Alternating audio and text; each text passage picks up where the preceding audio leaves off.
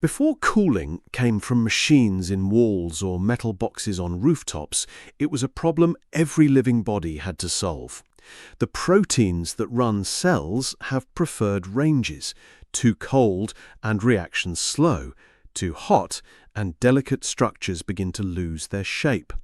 For warm-blooded animals, including humans, the body is always doing thermal arithmetic. Heat is produced by muscles, organs, digestion, and the constant work of staying alive. Different animals solve this in different ways. Dogs pant, moving air over wet surfaces in the mouth and throat. Elephants use large ears as radiators, sending warm blood through broad, thin tissue where moving air can carry heat away. Birds open their beaks and flutter their throats. Lizards retreat under rocks or turn their bodies to the sun. Termites build mounds with air passages that help regulate the temperature of the colony. Humans inherited a strong cooling system: sweating. Sweat works because evaporation takes heat from the skin. A dry breeze can cool a person dramatically. Humid air interferes because air already full of water vapor cannot accept much more. That is why the same thermometer reading can feel tolerable in one place and dangerous in another. From the beginning, human shelter was also thermal technology. A cave is not only a place to hide, it is a place where temperature changes slowly.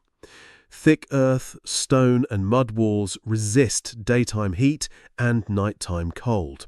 People learn to sleep in shaded courtyards, build high ceilings, hang wet mats, open windows at night, close shutters by day, and arrange streets to catch wind. Some of the most refined pre-modern cooling came from hot, dry regions. In ancient Egypt, porous clay jars cooled drinking water as moisture seeped through the vessel and evaporated from its surface. In Persia, wind catchers rose above buildings like hollow towers. They captured higher moving air and directed it down into rooms, sometimes over pools or underground channels.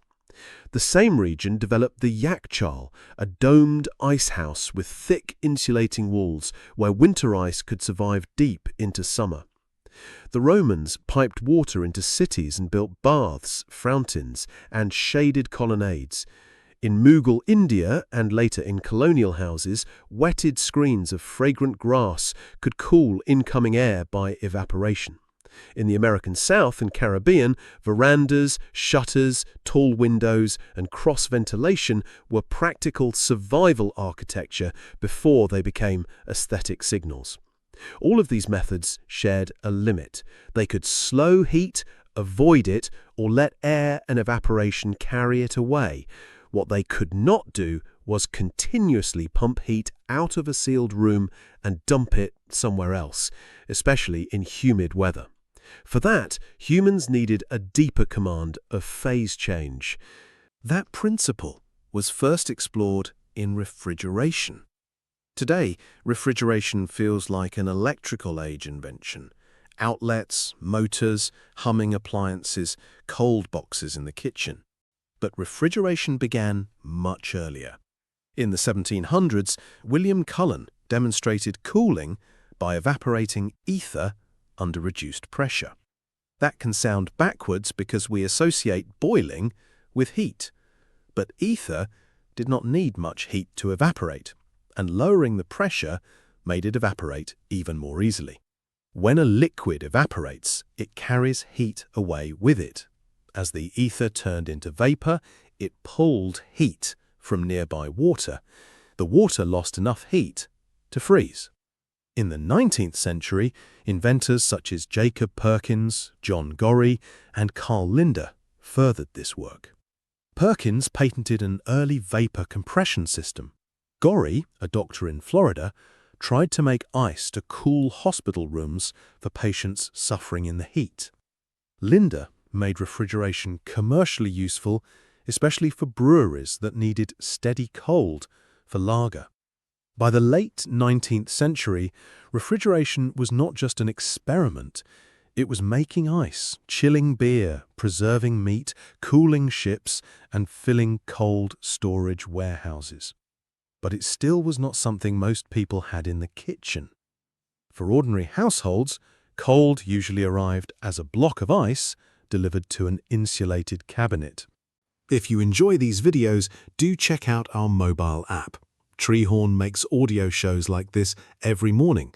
We also cover tech news, politics, entertainment, and more. Treehorn is available on both iPhone and Android. Air conditioning grew from this same family of inventions, but its first famous success was not about human comfort. In 1902, a printing company in Brooklyn had a problem. Sackett and Wilhelms printed color images, and summer humidity made paper swell and shrink. A page might pass through the press several times for different colors. If the paper changed size between passes, the colors failed to line up. Ink, paper, water vapor, and heat were ruining precision. The Buffalo Forge Company sent a young engineer named Willis Carrier. Carrier was 25. He approached the room as a controlled atmosphere rather than a merely hot workplace. By sending air over coils cooled with cold water, he could lower its temperature and remove moisture as water condensed on the coils. The machine stabilized humidity and the printing improved. This is an important point. Air conditioning was originally about much more than temperature. That is why it has the slightly strange word conditioning in the first place.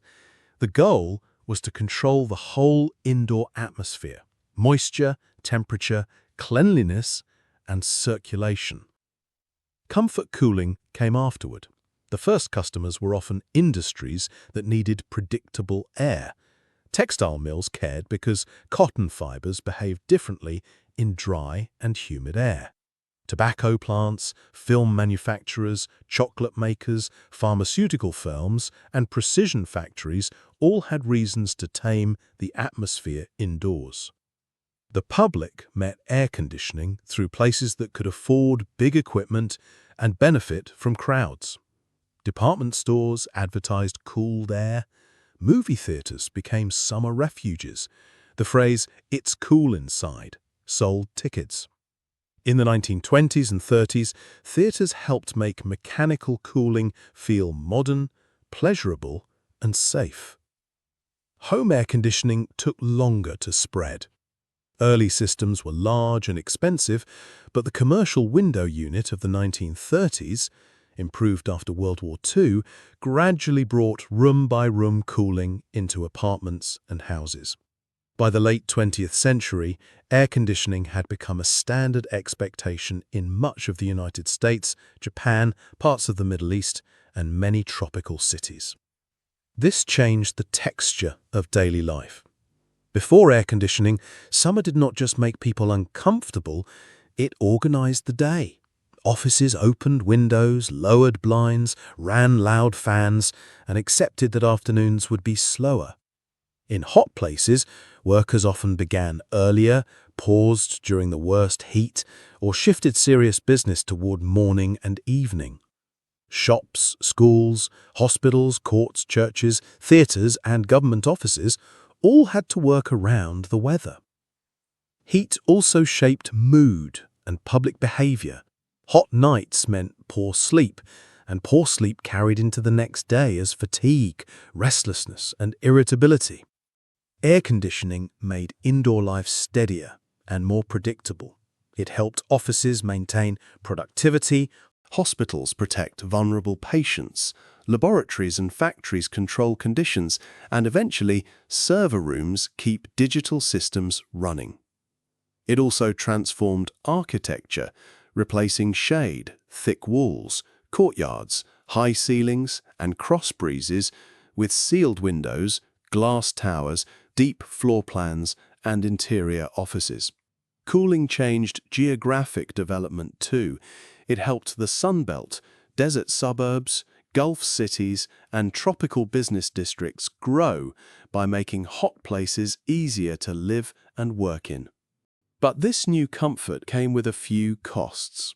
Air conditioning uses a great deal of electricity, and when that electricity comes from fossil fuels, cooling contributes to a changing climate.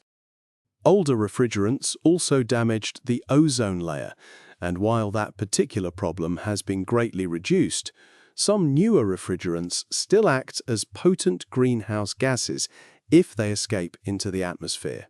The future of cooling will probably involve a combination of better thermal design, more efficient AC units, better refrigerants, and lots of low-carbon electricity from sources like solar and nuclear power. Cooling our bodies is fundamental. Too much heat makes people tired, irritable, slow, and sick.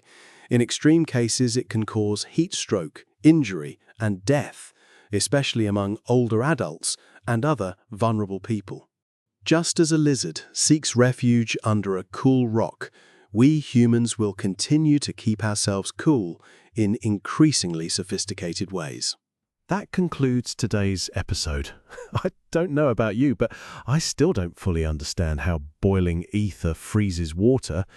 And can you believe we have tiny little invisible cells? Suspicious. Anywho, until next time.